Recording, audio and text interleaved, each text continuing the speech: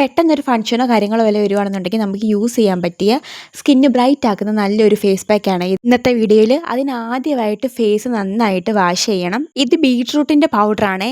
ടാനൊക്കെ പെട്ടെന്ന് മാറ്റി സ്കിന്നിന് അത്യാവശ്യം ഗ്ലോ തരുന്നൊരു പാക്കാണിത്.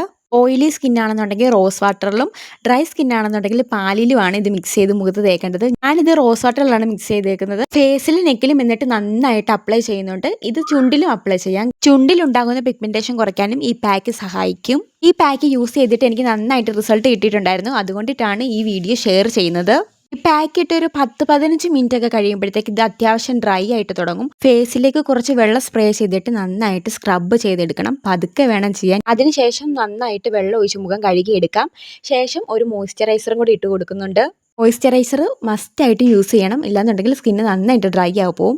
കൂടാതെ ഒരു ലിപ് ബാമും കൂടെ ഇട്ട് കൊടുത്തേക്കണം. പിന്നെ ഒരു മേംബോഡിക്ക് ഞാൻ എൻ്റെ ഐബ്രോസും കൂടെ ഒന്ന് ഫില്ല് ചെയ്തിട്ട് കുറച്ച് ലിപ്സ്റ്റിക്കും കൂടി ഇട്ട് കൊടുക്കുന്നുണ്ട്.